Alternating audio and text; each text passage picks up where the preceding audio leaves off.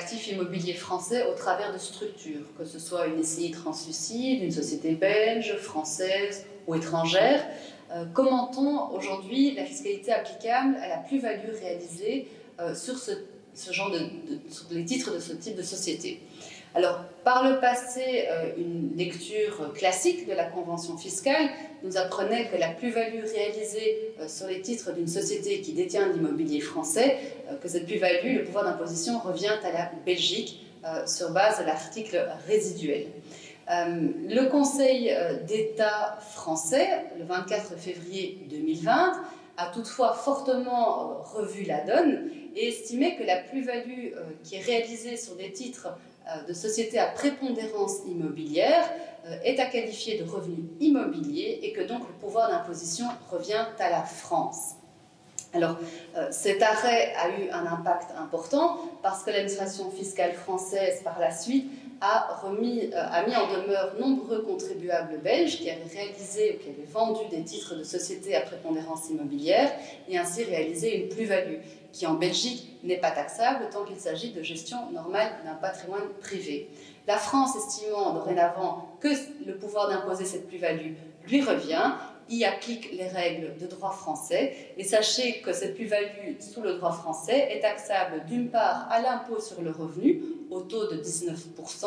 et d'autre part en matière de prélèvements sociaux au taux de 7,5%. Des abattements sont accordés en fonction de la durée de détention des titres, mais une exonération totale de cette imposition française n'est obtenue qu'après 22 ans en ce qui concerne l'impôt sur le revenu et après 30 ans en ce qui concerne les prélèvements sociaux. Alors, la nouvelle convention, elle vient en fait entériner cette jurisprudence du Conseil d'État français et nous dit dorénavant que la plus-value réalisée sur des titres de sociétés à prépondérance immobilière, donc dont l'actif est principalement, donc plus de 50%, constitué d'immobilier français, et bien que cette plus-value est alors taxable en France et non plus en Belgique. Mentionnons par ailleurs que l'immobilier qui est utilisé pour l'exercice de l'activité de la société, que cet immobilier-là n'est pas pris en compte dans ce seuil de 50%. Alors Ahmed, peux-tu nous dire comment ça va se passer dans un contexte corporate, notamment quand une société belge vend des titres d'une société à prépondérance immobilière? Donc, sous la convention actuelle et suite à l'arrêt du Conseil d'État du 24 février 2020, aujourd'hui, cette plus-value est, qu'on critique ou pas, imposable en France selon les vues de l'État français. Et on a vu nombre de clients, on va dire type corporate également, recevoir des mises en demeure de l'État français, les enjoignant de déclarer la plus-value sur action réalisée sur des sociétés à prépondérance immobilière. La nouvelle convention, on va effectivement entériner également la prépondérance, et introduire une clause de prépondérance à l'article 13, paragraphe 2 de la CPDI, qui va effectivement prévoir que la plus-value réalisée par une société sur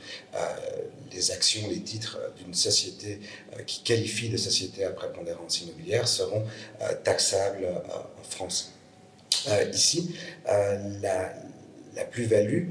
sera déterminée dans les mêmes conditions que les plus-values réalisées